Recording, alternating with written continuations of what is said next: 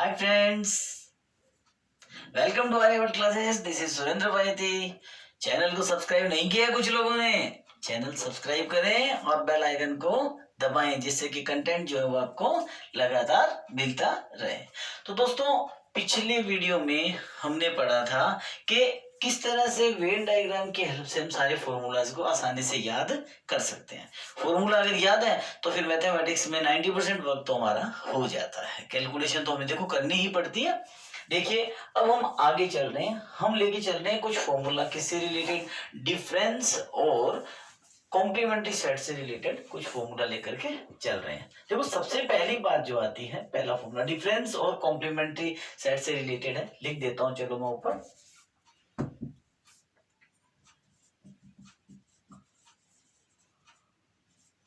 Difference and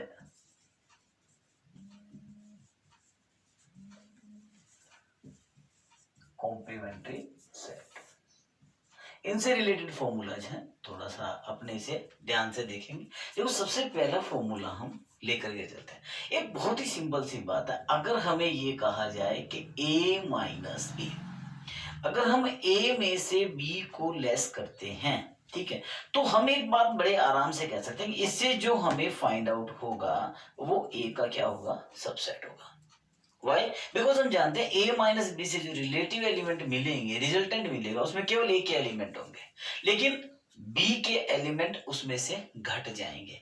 इसका मतलब या तो फाइव घट जाएगा तो सारे एलिमेंट होंगे, तो खुद भी क्या होता है, कोई भी सेट अपना सबसेट होता है, कोई प्रॉब्लम वाली बात नहीं है। और कम होंगे तो भी क्या होगा, सबसेट। इसका मतलब इसकी दूसरी कंडीशन हम इस प्रकार से भी लिख सकते हैं कि बी माइनस ए जो होता है वो भी क्या होता है, एक सबसेट होता है, वो भी किसका, बी का सबसेट होता है। ठीक है, एक बात हम यहाँ और डाल सकते हैं क्या, कि अगर मैं कहूं कि a माइनस ए, तो a माइनस ए जो होता है वो दोस्तों क्या होता है, फाइव होता है। a माइनस ए क्या होता है, फाइव होता है। अब एक बात देखिएगा, अगर मैं a माइनस ए फाइव लिख रहा हूं तो इसका मतलब क्या हुआ, a माइनस फाइव क्या होना चाहिए, a माइनस फाइव क्या हो गया, a हो गया। यानी हमें जो है वो क्या प्राप्त हो गया, a प्राप्त हो गया। अब आगे चलते हैं, नेक्स्ट प्रॉपर्टी जो है उसकी बात करते हैं। तो अगर मान लीजिए मैं ये लिखूं कि फाइव माइनस ए, तो फाइव माइनस ए से मुझे क्या मिल गया, फाइव मिल गया। फाइव माइनस ए से फाइव मिलेगा। बाद वाले सेट में डिफरेंस के दौरान कितने भी एलिमेंट हैं कोई फर्क नहीं पड़ता है, केवल पहले वाले सेट में जो एलिमेंट हैं उन्हीं के आधार पे हमें इसे क्या करना होता है, कैलकुलेट करना होता है। अब देखिए, दूसरी बात लेते हैं। अगर हमारे पास में ए डैश कैलकुलेट करना है, कॉम्प्लीमेंट्री सेट का कहा था मैंने, complementary set A dash calculate करना है, तो बड़ी आसानी से यूनिवर्सल में से क्या लेस कर दें, ए। डिफरेंस है, मेथड डिफरेंस का चल रहा है, क्योंकि कॉम्प्लीमेंट्री डिफरेंस के मेथड से ही क्या किया जाता है, फाइंड आउट किया जाता है। अगर मान लीजिए हमें ए डैश का डैश निकालना है, ए डैश का डैश, इसका मतलब क्या हुआ, पहले जो आएगा उसको ए को लेस करेंगे, डैश आएगा, फिर उसका डैश, यानी फिर यूनिवर्सल में से लेस करेंगे, यानी हमें क्या फाइंड हो जाएगा, ए फाइंड हो जाएगा। यानी ए डैश का डैश करेंगे तो हमें क्या मिल जाएगा, ए मिल जाएगा। तो इसका सीधा सीधा मतलब ये है कि अगर मान लीजिए दो सेट है हमारे पास, जैसे, तो हम यहाँ ये चौथा नंबर डाल देते हैं, ए डैश और आपको कहा जाता है यूनियन बी डैश, मान लो ये कहा जाता है। अब ए डैश और बी डैश का यूनियन करना है, तो स्वाभाविक सी बात है ए डैश को हम क्या लिखेंगे, यूनिवर्सल माइनस ए, सिंपल सी बात है। और दूसरा क्या लिखेंगे, दूसरा लिखेंगे यूनियन, और दूसरा लिखेंगे यूनिवर्सल माइनस क्या लिखेंगे, बी। बहुत ही सिंपल सी बात है, लिख सकते हैं इस तरह से अपने।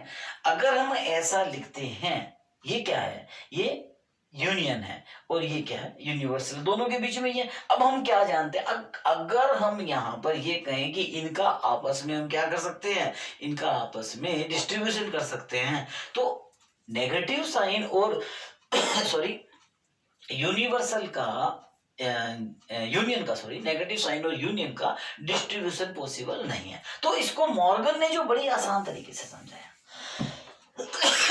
सॉरी मॉर्गन ने डी मॉर्गन लॉ के नाम से हमें ये समझाया कि अगर हमारे पास ये है तो हम इसे सीधा सीधा क्या लिख सकते हैं, ए इंटरसेक्शन बी के होल डैश के रूप में लिख सकते हैं। किस तरह से लिख सकते हैं, अब इस चीज को समझने के लिए देखो फिर से मुझे थोड़ा वेन यूज करना पड़ेगा।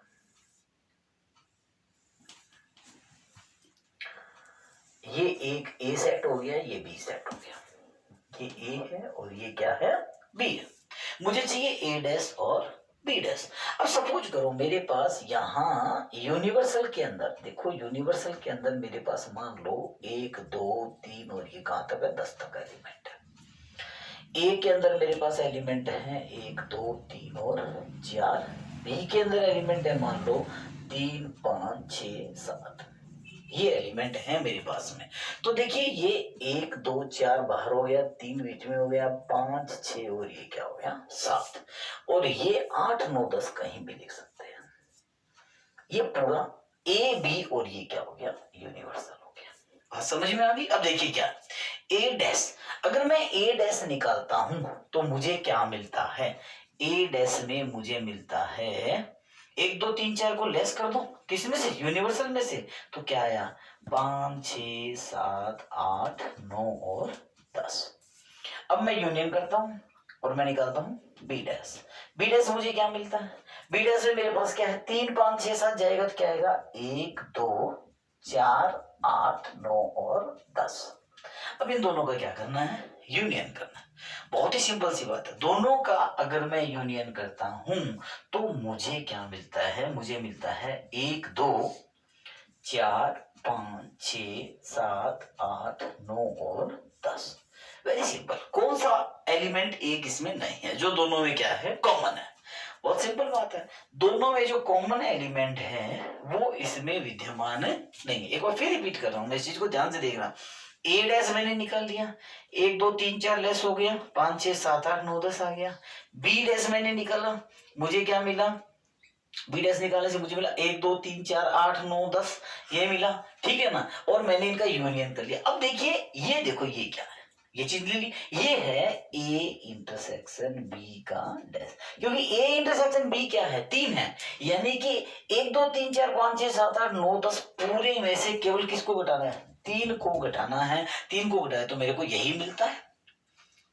आई बात समझ में। तो इस प्रकार से डिमॉर्गन ने ये लो हमें दिया। अब इसी को मैं दूसरे रूप में भी लिख सकता हूं, क्योंकि मैं अच्छी तरह से जानता हूं कि जब एलिमेंट कॉमन होते हैं तो उनको शामिल किस कैलकुलेशन में नहीं किया जाता।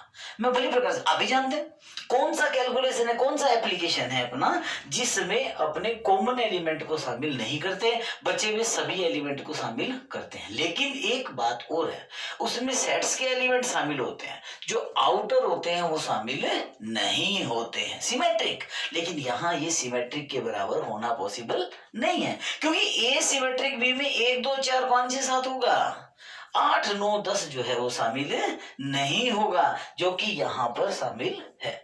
तो डी मॉर्गन ने इसी कारण से इस लो को सिमेट्रिसिटी से क्या दिया, अलग दिया। ठीक इसी प्रकार से उन्होंने एक और नियम बताया जो कि इस प्रकार से था, ए डैश इंटरसेक्शन बी डैश बराबर ए यूनियन बी का होल डैश। इन्हें हम डी मॉर्गन थ्योरम के नाम से भी जानते हैं।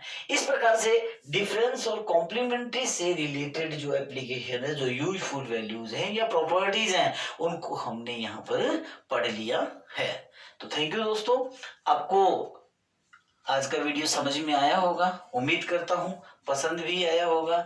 अगर आपको वीडियो पसंद आया है तो please subscribe, share, follow and also press the bell icon. Thank you very much. हो गया क्या, कितना है?